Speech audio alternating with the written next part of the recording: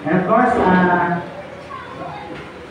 Happy New Year! Happy New Year! Happy po ba ang lahat? Amen! O New Year na lang yung inaabangan. Okay, sige. So praise be to God. This Sunday, ito na yung last month ng ating team. Ang team natin ay happiness. May peace pa po ba o mind na lang? Sometimes wala na rin mind. Okay? So praise be to God sa opportunity. Marami po akong narinig na ang kapayapaan daw talaga unang-una para magkaroon ka ng kapayapaan. Hulaan nyo. Anong kapayapaan para sa inyo? Labas tayo, labas. Sa labas. Huwag sa loob kasi bagito. Number 1. Pera, kapag wala kang pera, wala ng peace. Kasi nga, ano ba ang sign ng peace? Di ba ganon? Pwede 2 milyon, 2 billion. Peace. Totoo po yun. Yun ang kalakaran ng mundo. Kapag wala kang pera, hindi ka payapa. Kasi pag dumating si Judith, hindi ka na payapa. Ha? Judith ng ilaw, tsaka may tubig. Diba? Kaya mas maliki, wala ka na lang kontador ng kuryente, wala kang mabayaran.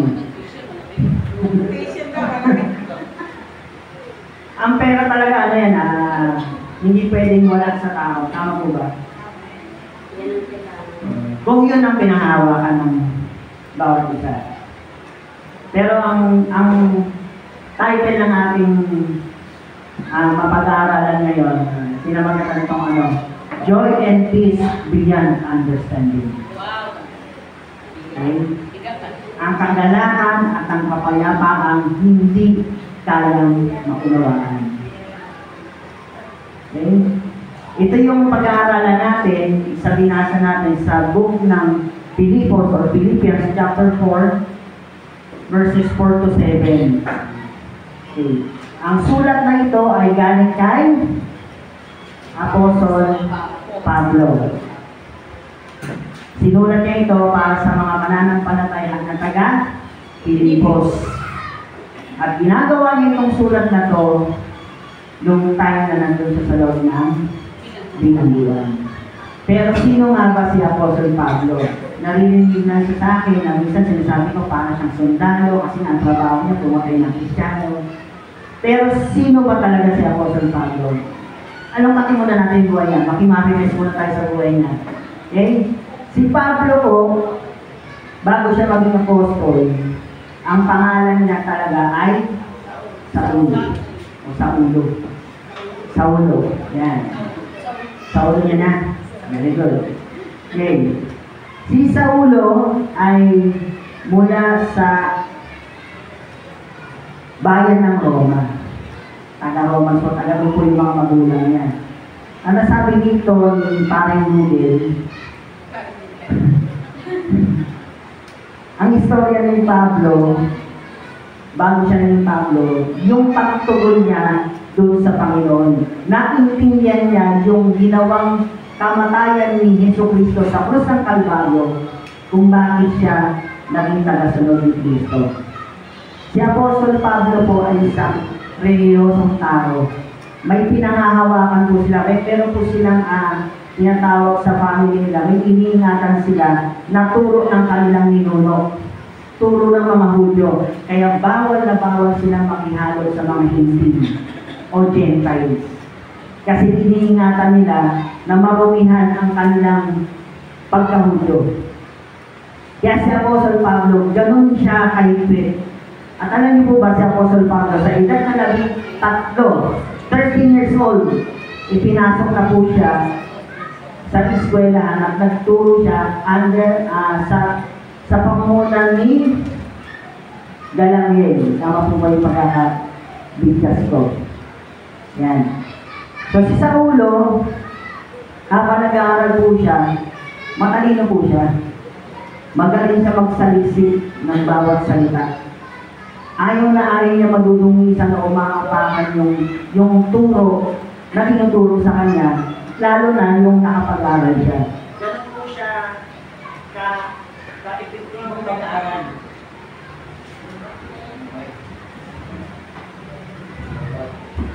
Eh, ganun po siya mag-aaral talaga. Hindi lang siya papasok ng basta.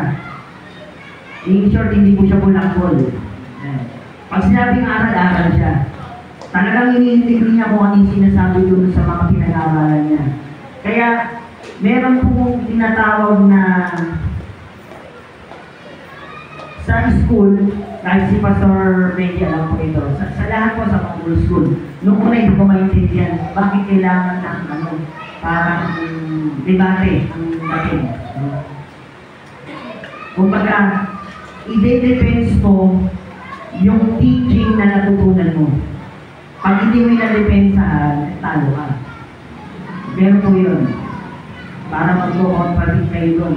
Sa kaklase mo, best friend mo pa. Pag hiwalay ko, magkakay ko, o ito, patunayan mo na nawawala ang kaligtasan. O ito na, patunayan mo na hindi nawawala ang kaligtasan. Ano talaga, aral yan. Noong una, hindi ko maintindihan. Sabi, bakit kailangan gano'n? Hindi magsasabog-sabog ang isipan ng tao, pero hindi po. Ang layunin po ng ganong exercise sa school, paano mo patutunayan kapag ang tinuturo mo ay tama? Iyon po yung layunin mo. Kaya kailangan yung turo mula sa ating puting pastor, dapat yun din yung aral natin. Hindi pwede mapaliwala. Okay? So, si Apostle Pablo, dahil laki siya sa turo ng kanyang mga magulang na galing naman sa pinuno, yun yung dinedefensa niya. Kaya ang sino mang Kristiyano na magpahayag na si Kristo ay totoo at tunay na anak ng Diyos, pinapatay niya. Kasi ganun siya ka-igir eh. Ang laman ng puso niya, kaya yung ginagawa yun, ilalapastakan yung Diyos na kilala niya. Kaya yung trabaho niya ganun na lang. Kaya si Apostle Pablo, sa pag-aaral niya, dumating ang panahon na isa siya sa naging membro ng 71 na abogado dun sa Serenity. Ibig sabihin pinakamataas na hukom. Kapag ikaw ay napabilang doon, lahat ng sabihin mong batas, mangyayari yun. Kasi member ka dun. Kaya dito may mga matataas na eskwelahan. Pag sinabi na, ay dasal yan. Ay UP yan. Parang yung mga sinasabi mga mabababang antas ng eskwelahan na kolegi, parang mailan eh. Kasi ang nag-aaral doon, kausap mo, ay dasal yan. Iba yung aral yan. Parang gano'n din. Pag sinabing membro ng isang mataas na hukom, bawal barilin yan. Pag sinabing kalat ka rin yan, kakalat ka rin mo yan. Pag sinabing dapat patayin yan, on the spot, papatayin yun. Kaya naniniwala rin ako na si Apostle Pablo, habang may mga pinapatay na mga propeta o iusig, nandun siya. Kasi hukom siya eh. Kaya nung si Pablo na taga Tarsus, papunta siya sa Damasco para usigin yung mga mananampalataya doon. Doon na siya in-encounter ng Panginoong Jesucristo. Diba? Kaya ang istorya noon, nagkaroon ng malaking liwanag na siya lang talaga yung nasa pool. Kasi siya yung puntina ng Panginoon eh. Naglilingkod ka sa Diyos ha. Ayusin ko yung Diyos mo. ayusin ko yung paglilingkod mo sa akin. So, in-encounter siya ng Panginoon. So, tumama yung liwanag sa mata niya dahil na ng kanyang pagkabulan. Tapos, ang naririnig ng mga kasama niya, kulog at idlat. Pero siya, naririnig niya ang tinig ng Panginoon na sinasabi, Saul, bakit mo ako ilusin? So, yung narinig niya yun, niya sino ka? Sabi ng Panginoon, ako itong si Jesucristo, ang ilusin mo. So, yung response niya iba, nag-iba na. So, Panginoon, anong gusto mong gawin ko sa'yo? Yung agad yung ano niya, yung response niya. Kasi nga, ang buong buhay niya, akala niya, tama yung ginagawa niya. Pero, in-encounter siya ng Panginoon, inayos yung puso niya. Di ba kayo nagtataka na kung bakit si Apostol Pablo naging Apostol pa pumapatay lang ng Kristyano? Kasi ang laman ng puso niya tama, pero yung action niya mali. Kapag tama yung puso natin, sasawayin talaga tayo ng Panginoon. So in short, nung naging Kristyano na si Apostol Pablo, ang daming niyang natayong churches. Ang daming nabuong mananampalataya na ang bida ay si Jesucristo lang. Kaya nga nasabi niya bakit kayo ganyan mga kapatid? May nagsasabing ako kay Caesar, ako kay Pablo, ating ba ako kay Kristo, nahahati ba ang katawan ni Kristo? Hindi. Si Apostol Pablo, naintindihan niya ang biyaya at habag ng Panginoon. Bakit? Kasi pwede naman siyang patayin eh. Pwede naman kunin agad yung buhay niya ng Panginoon eh. Pero hindi. Anong ginamit ng Panginoon sa buhay niya? Anong ginawa? Ginamit siya effectively, mightily. Kaya yung nailagay niya, naunawaan niya ang biyaya ng Panginoon, siya yung aman ng grace preaching. Kasi natin grace preaching, wala siyang ibang ginawa, wala siyang ibang sinulat, kundi nabubuhay ang tao sa biyaya ng Diyos. Yun po yung impact sa kanya. No? Kaya mahalaga po na pag-aaralan natin ang buhay ng isang tao. Katulad ni Apostol Pablo, bakit ganun siya kalalim? Kasi tunay niya naniintindihan ang kapangyarihan ng Panginoon. Tunay niya naniintindihan ang pag-ibig ng Panginoon. Kasi hindi natin masasabing ang Diyos ang pag-ibig kung hindi mismo tayo nakaranas nun. Si Apostol Pablo, ranas na ranas niya. Imagine, nasa loob siya ng kulungan, ang isipan niya nasa kapatiran ng Pilipos.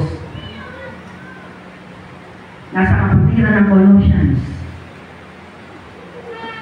Ang dami niyang mga tinayong mga lingkod ng Diyos. Even si Timothy, na kanyang tinuturing na anak sa pananampalataya, talagang ginabayan na rin si Timothy. Kaya si Apostol Pablo, marami po tayo matutunan sa kanya. At yung binasa natin kanina, pwede po bang paki-flash ko ulit? Yung Pilipos chapter 4 verses 4 to 7. Yan. Para makita po natin yung mga points po natin dito. Yan. Yung title po natin, Joy and Peace Beyond Understanding. So yun po yung title ng ating pag-aaralan ngayon. May lang po ito mga kapatid. Okay. Basahin po muna natin yun.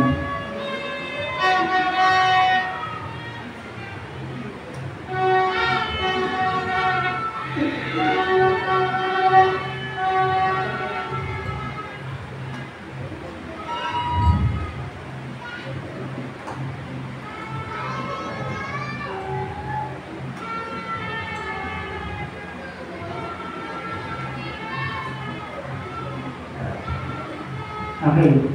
Sabi po dito sa Pilipos 4, verses 4 to 7, magalak kayong lagi sa Panginoon. Inuulit ko, magalak kayo. Ipadaman ninyo sa lahat ang inyong kabutihang loob, malapit ang dumating ang Panginoon. Huwag kayong mabalisa tungkol sa anumang bagay.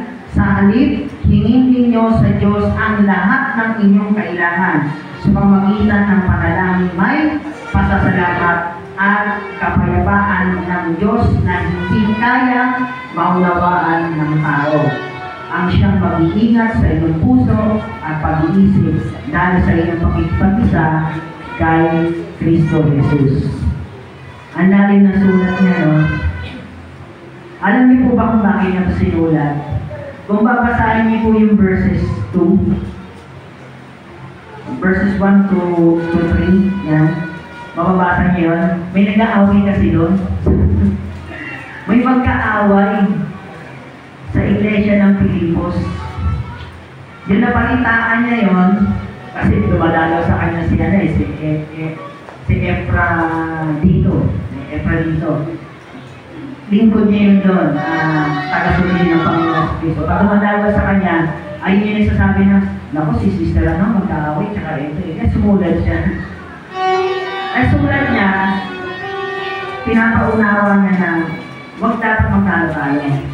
Dapat pupon muna ng ibig pagmamahal. Kaya dito sa mga binasa natin, meron po tayong 4 na bagay na makikita dito. Unang-una, kagalakan sa Panginoon. Okay. Number 1 po yun. Para po tayo magkaroon ng isang joy and peace na hindi kayang maunawaan mula sa Panginoon, hindi tayo unawain ng tao, meron po tayong kagalakan sa Panginoon. Paano po magkaroon ng kagalakan sa Panginoon? Si Apostle Pablo, sinulat na ito, puno-puno siya ng kagalakan. Pero nasan po ba siya? Nasa loob ng bilangguan. Imagine, dapat siya yung ini-encourage. Kumbaga, pastor, makakalaya ka rin. Pero hindi. Anong ginagawa niya? Siya yung ini-encourage. Mas lalo niyang pinaparamdam sa mga kapatiran na huwag siyang intindihin dahil siya ay pinapatnubayan ng Panginoon. Puno-puno siya ng kagalakan.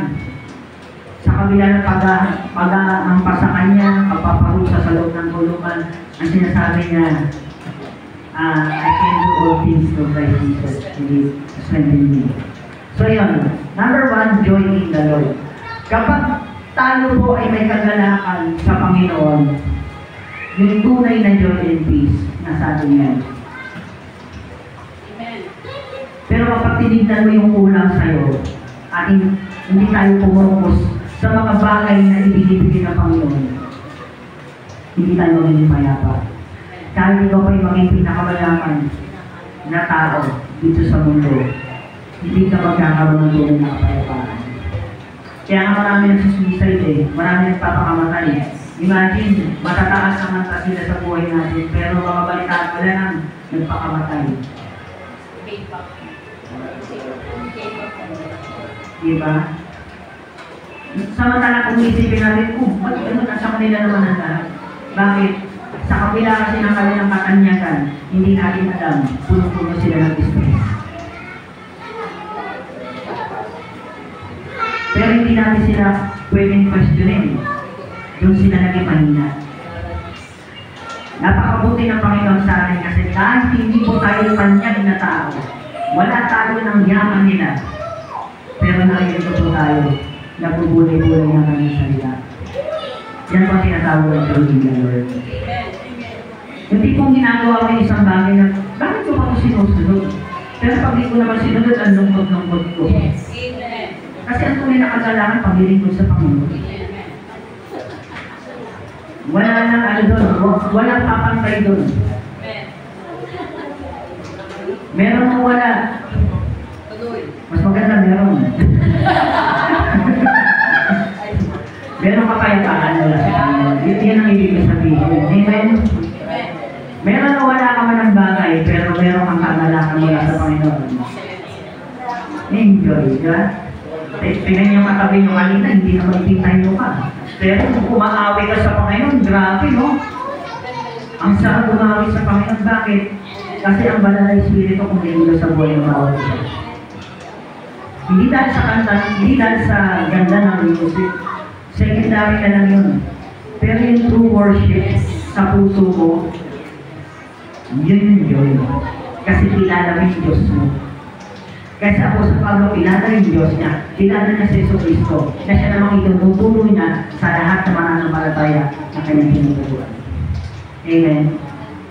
So sa ilalim ng number 1, yung A, pagsasaya sa kabila ng pagsulong. Letter B, pananampalataya bilang pinagmulan ng kagalakan. Magkakaroon tayo ng kagalakan dahil meron kang pananampalataya na ikaw ay pinagpala ng Diyos. There's more, pinagpala ka sa lahat ng aspeto ng buhay mo. Hindi makikita ng tao yan. Hindi ka nila maintindihan na sa kabila ng iyong kakulangan sa mata nila, pero ang saya-saya mo. Bakit? Ang kagalakan ng Diyos ay nasa puso mo. Amen. Pangalawa kung makikita natin dito. Pagiging mahina. Ouch. Wala kasama eh. Nagutom ko lang, pag-iiwasan ko to. Pagiging mahinahon sa pamamagitan ng pananalangin. Yung imbis na magsalita ka ng kung ano-ano kapag galit ka, Lord, i-listen. Kaya ang inutos din dito sa banal na kasulatan, imbis na magbigkas ka ng kasumpa-sumpa sa mga taong galit sa'yo, Magbigkas ka ng pagpapala. In short, kapag pinagsalitaan ka na hindi maganda, sabi mo lang, God bless you. Ang hirap nun, tama? Tama po. Pero yung pinapagawa eh. At magagawa natin yun sa biyaya ng Panginoon. Isipin na natin na tayo yung pinakamasamang tao sa buong mundo na inibig ng Diyos. Kapag yun yung naisaksak natin sa isipan na may saksak, may siksik sa ating isipan at sa puso natin, kailangan hindi tayo magiging mapangusga sa kapwa. Hindi natin sila gagantihan. Nasapul ako doon ha, magiging mahina. May mga malo. Diba? Ang hirap kaya maging mahina ako on the spot. Ang hirap nun kapag malayo ka sa presensya ng Diyos. Diba? Kasi kapag malayo ka sa presensya ng Diyos, yun na eh, papatulan natin eh. Hindi tayo papatalo, di ba? Parang, oh, wala, ako na to eh. Parang gano'n eh. Pero hindi eh. Kahinahunan. Imagine si Jesus Christ nung dinano na siya, dinakit na siya. May humarang. Eh, dinatapis ang tenga. Nagwala yung ano. Pero ang ginawa, dinampot yung tenga. Eh. Gumawa siya ng himala, pero wala eh. Talagang dadaktin na siya eh. Naging kalmado siya. Ginawaan, tinadyakan, dinatayan. Wala siyang ginawa. Alam niya sagot niya, di ba? Ama, pagkawarin niya sila sapagkat hindi nila alam ang kanilang ginagawa. Kapag alam kasi natin yung layunin ng Diyos sa buhay natin at yun yung ginagawa natin, ano man ang sabihin sa atin ng mga nasa paligid natin para hilahin tayo palayo sa Panginoon, ang sasabihin natin, patawarin niyo po sila na ako'y susunod sa iyo. Tingnan mo ako ng kalakasan. Puno-puno ka ng kapayapaan. So yun po yung pangalawa, pagiging mahina ako sa pamagitan ng pananalangin. Ang hirap po nun, pero magiging madali po yan kapag ang sarili natin ay binabad natin sa presensya ng Panginoon. Sa ilalim po nun, letter A, pagiging malumanay sa lahat ng bagay. Ouch. Ay, sabi mo, salita ng Panginoon eh. Di ba? Napakabuti ng Panginoon kasi bago ito mailagay sa inyo, ang muna talagang kinakausap ng Panginoon. Pagiging malumanay sa lahat ng bagay. Mahirap yun.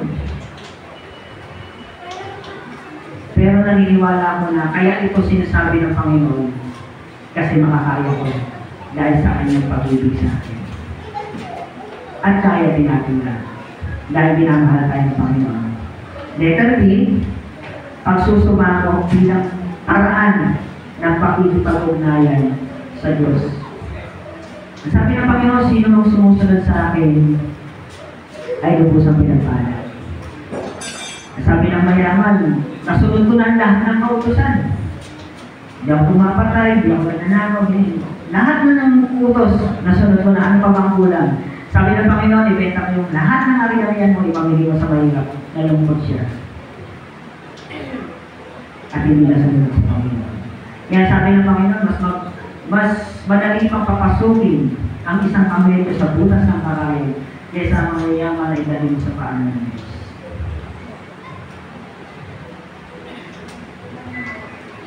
Napakabuti ng Panginoon. So, kapag nakipag-ugnayan po tayo sa Panginoon, aalisin lahat eh. Bakit inaalis ang pera sa Kristiyano? Kasi ang tinutulong ng Panginoon, huwag mo mahalin ang pera, huwag mo sambahin yan. Ang sambahin mo yun, nagbibigay ng lahat ng bagay sa buhay mo. Kasi pag yan sinamba mo, mawala yan eh. Hindi mo na madadala yan eh. Pero kapag sinamba mo, natutunan mong sumunod at sumamba sa nagbibigay yan sa'yo, kailangan hindi ka makukulang. Kaya po ba nakulang ang Panginoon? Kaya po nakulang ang tao?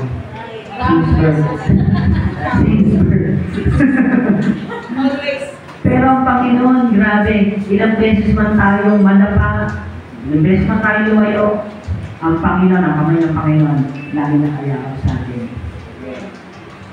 Kaya ang sinasabi dun sa Romans chapter 8, verse 39, walang bagay na makapaghiwalay sa pag-ibig ng Diyos sa atin.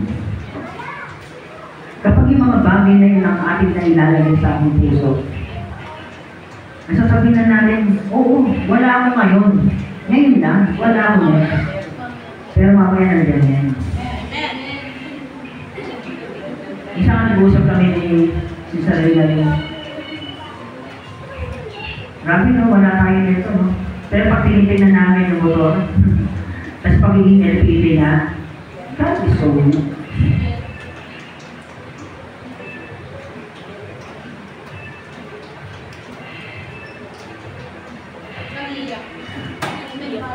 Maiyak ka lang sa ginagawa ng Diyos sa buhay. Tapos kasunod yan, yung kapayapaan. Ang sasabihin mo, sorry Lord, nagtatanong ako, bakit nangyayari ito? Pero hindi mo nakita yung kapangyarihan mo, binigay mo na pala sa amin. Machismis ko yung isa dito, Hindi pa nag-review yan. Pero pumasas. Pero may sikreto. Ang sikreto niya, Lord, alam kong hindi mo kaya eh. Walang pumapasok sa utak kong binibigay ko lang sa'yo. Napag-aaral mo nga ako eh. May regalo mo na pa sa akin. Yun na. Pinag-pray ko matagal na magkaroon ako ng motor. Hindi binigay.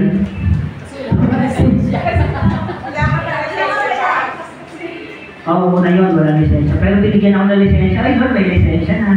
Baka naman. Oo. Dahil yung lumipas yung isang taon, pray kami dalawa. Dami namin record, namin. Wala. Lahat puro tatawagan. Para tinawanan lang kami. Hanggang sa kinalimutan na lang namin. Tapos, naglakad ako sa palengke. Nakita ko yung motor. Bigla ako nakapray, Lord, ito na yun. Napaganon ako talaga. Lord, ito na yun. Inquire ako. Ano ba ngayon? Inquire. Sino po nga sa release ng motor? Ang matindi doon, dumating yung ano yung approval, wala kami pang down. But God will provide. Pagpama sa'yo, para sa'yo yan. Ang tinuturo ng Panginoon, manampalataya ka lang sa Kanya. Di ba kayo nagtataka? Dumadating yung isang blessing sa inyo sa parang walang-wala ka. Amen. Pero napaka-smooth ng bagay. Kasi may malaking pinapakita ng Diyos. Ano po yung malaking pinapakita ng Diyos? Dahil sa pagiging tapat natin, pananampalataya sa Kanya. Binibigyan niya. Huwag na tayo ang ginagawa. Kumbaga sa isang kwento, nanalangin siya ng kotse, ng bahay, ang daming taon niyang ginugod, lagi yun ang panalangin niya. Hanggang dumating yung panahon na tinabad na siya manalangin. Tapos, mga ilang araw, namatay siya. Tapos, sabi ng Panginoon, welcome anak, sa aking tahanan.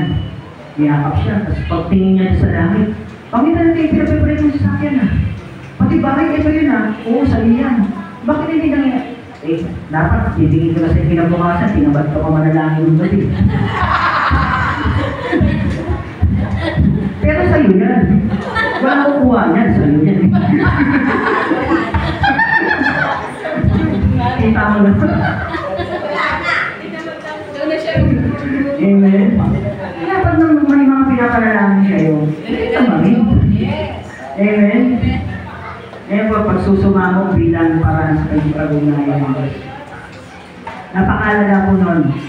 Yun po yung isa pangalawang sekreto para yung joy and peace beyond understanding pa sa atin. Una, kagalakan sa Panginoon. Pangalawa, pagiging mahinahon sa pamagitan ng pananalangin. Okay? Join the Lord then. Two, keeping calm through prayer. So yun po. Pangatlong bagay po na makikita natin dito sa mga talata. Yung tinatawag na, yan, yung title natin, peace beyond understanding. Okay. Kapayapaan na lampas sa pangunawa ng tao. Number one, letter A nito.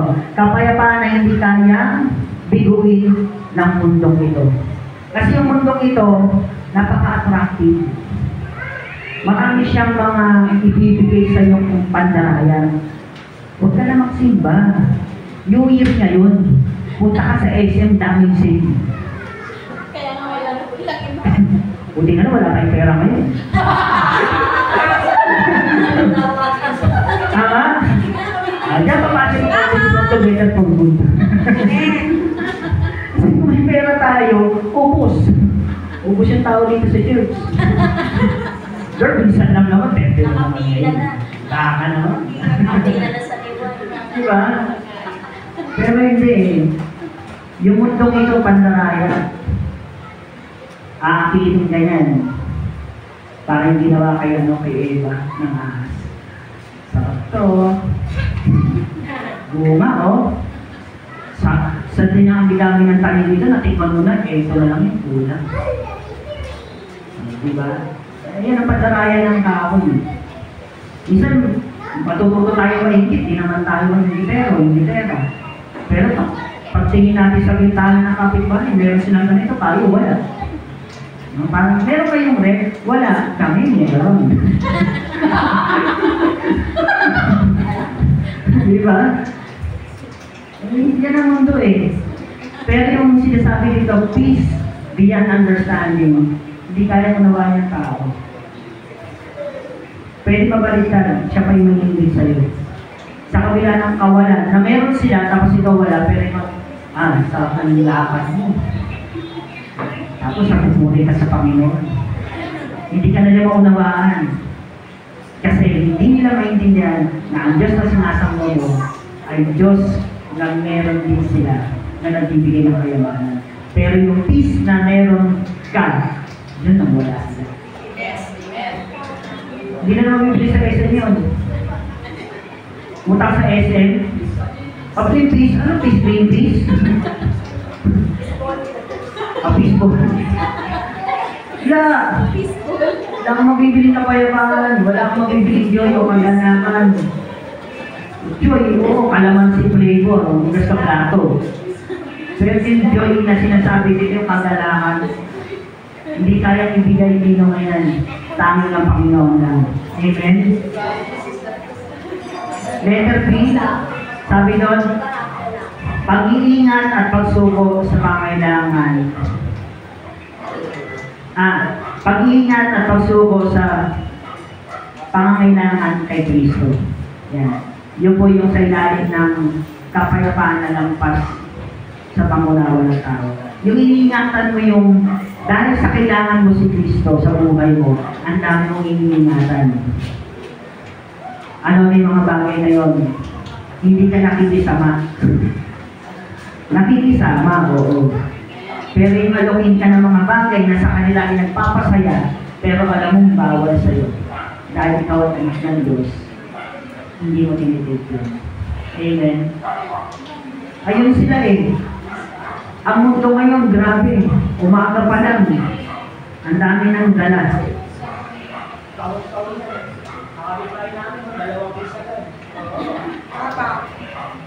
Yan ang peace sa kanila eh.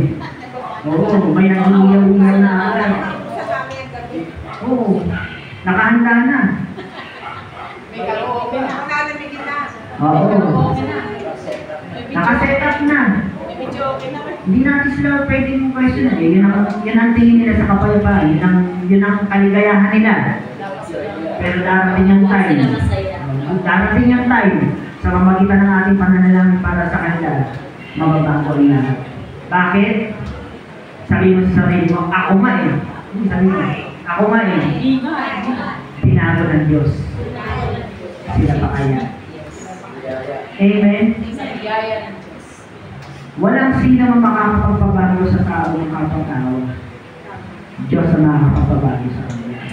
Even sa mga anak natin na napakabait. Walang kabalaw-balaw. Talo ka eh, pag ikaw sisigawan mo, papaloy mo, talo ka kasi masakit sa damdamin mo eh. Eh gusto ko naman tumino eh. Pero matutong na natin, ipanalangin lang. Lord, ikaw makakapagpabago sa kanila. Biyaya mo pang, yakapin mo siya ng banal na biyaya, banal na pag-ibig. Naniniwala ko magagawa siya. Kanya-kanyang istorya ng buhay yan. Tayo mo naunawaan ng Panginoon eh. Kahit pa ulit-ulit tayo magkamali sa Kanya. Tayo pa kaya na pinagkatiwalaan lamang ng isang anak. Malawak na Panginoon. Konting kurot, pero mas maraming hilap. Kailangan din kasi. Amen? Amen. Panghuling bagay po na makikita natin dito, ang paggabal at ang pag-ingat ng Diyos. Kapag nararanasan po natin paggabal at pag-ingat ng Diyos, doon po mas lalo natin nararanasan yung kapayapaan at kagalakan na hindi tayo gawain ng Diyos. Dahil sa pag-iingat at paggabay sa ating ng Panginoon, imbis na tumalon ulit tayo sa mga bagay na pagkakamali, mas lalo po tayo sinisikip ng Panginoon na, anak, ito yung magiging buhay mo kapag bumalik ka dyan. Tapos ka na dyan eh. Dito ka na. Nasa akin ka na, huwag ka na nalo. Diretso ka lang. Hindi po kahit gusto mo na, Lord, parang nakakasawa. Ayaw ko na. Tapos papaalala sa iyo ng Diyos, kailan tama nagsawa sa iyo, anak? Kailan pa kita sinubuhan? Tatawan ka eh. Ay, Lord, sorry ah. Lord, sorry. Paisip rin na itong bagay. Pero salamat sa biyaya mo, pinaalala mo. Kapag tayo po nakakaisip na lumayo sa Panginoon, yung espiritu natin nag-iiba eh. Ang lungkot-lungkot. Hindi nakangiti ka, para sa akin, clown. Always nakangiti. Hindi na alam, naiinis ka ako, nakatagal mo. Umpisa. Kasi kami mga kaya, buti na lang, sigaw, lagi nakangiti. Kaya bisa, yung kan mag-vlog eh. Seryoso ko sa trabaho, tatawanan lang. Di ba? Pero nakangiti ka, pero it's inside. Anong mo umiiyak ka. Pero iyak natin sa Panginoon. Para yung tunay ng ngiti sa ating mga labi, yun yung makikita. Yung kanindigan ng Panginoon. Kasi binigyan na tayo ng kapayapaan at kagalakan ng Panginoon. Yan si Apostle Pablo, pag sinusulat niya ito, grabe. Sabi ko, ini-imagine ko, joy and peace beyond understanding. Hindi mo maunawa si Pablo. Maaaring magalak pa yung kamay niya dahil sa lakay. Pero sinusulat niya, magalak kayo palagi. Inuulit ko, magalak kayo. Even sa 1 Thessalonians 5, sinabi niya yan, magalak kayo palagi. Kasi in everything, give thanks to the Lord. Because it is the way for Him. Lahat ng bagay, ibigay natin. Kaya tinuturoy na rin, manalangin na may pasasalamat. Bakit? Kasi minsan nananalangin tayo, wala na salamat eh. Parang daw pa tayo, natuto pa rin ba yun ng Diyos? Di ba? Pero hindi, sinasabi ng Panginoon, ni Pablo, pag nananalangin tayo, magpasalamat tayo kasi yun yung tinuturo sa kanya ng Panginoon eh. Di ba ang Panginoon? Nag-sample ng prayer. Magpasalamat siya. Yan kasi si Yeso Cristo, yung ating Panginoon, nakagawa ng himala eh. Dahil sa tinapay at isda na ilang piraso, itinasa yung pinapasalamat niya sa Panginoon, ano nangyari? Miracle. Lahat ng tao ng kain. By 12 basket pa na naipon. Kapag nananalangin tayo may pasasalamat ng buong puso, mangyayari ang mga bagay ng higit pa sa inaasahan at pinihuli natin. Amen. Isa sasabihin natin ba?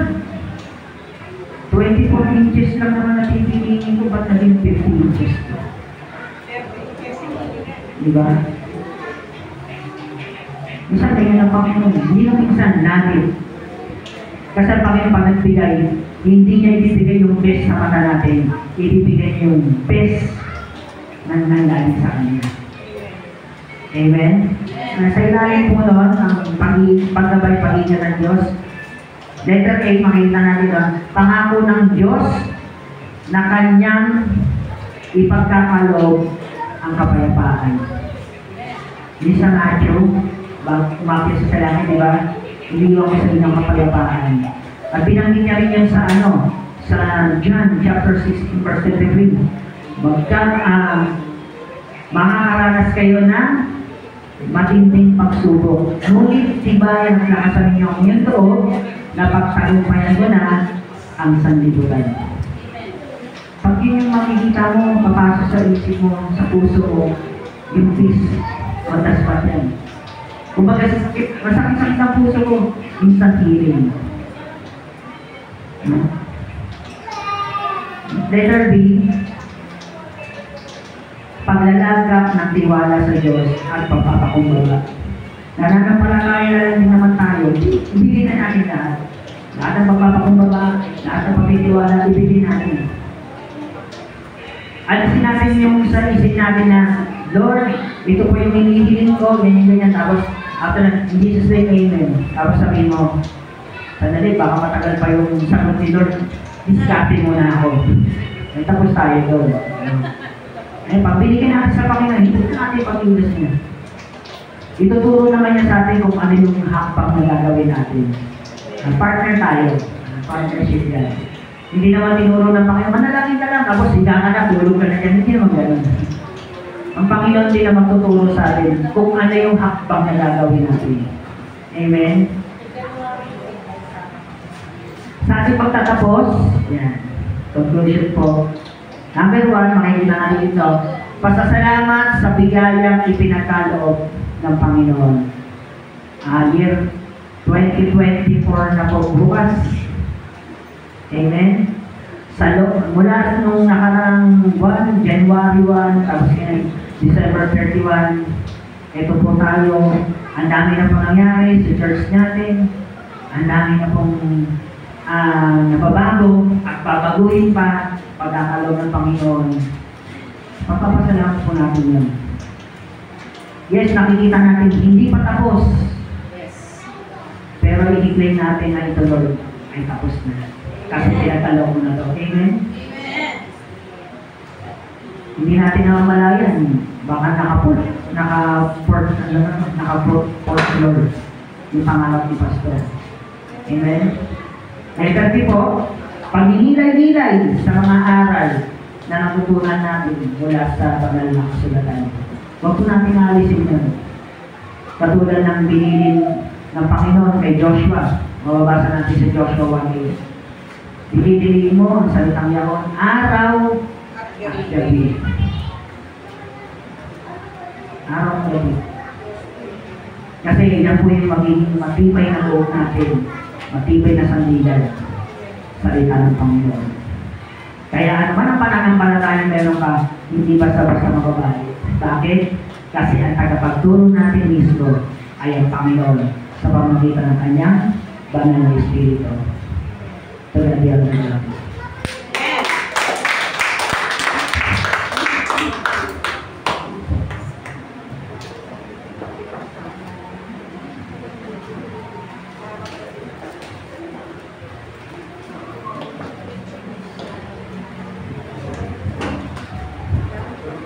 Amen. Salamat po, Pastor, sa mensahe na iniyotid mo sa bawat isa. Na-bless po ba ang lahat? Amen. May natutunan po ba tayo? Meron. Amen. So, ano po yung natutunan natin? Kahit isa lang. Salamat. At saka, huwag tamarin sa pananalangin. Yes. Lagi Huwag mo nang matulog. Hanggat hindi na nanalangin. So, purihin po ang ating Diyos. Para sa hindi ko response, Sister Angel.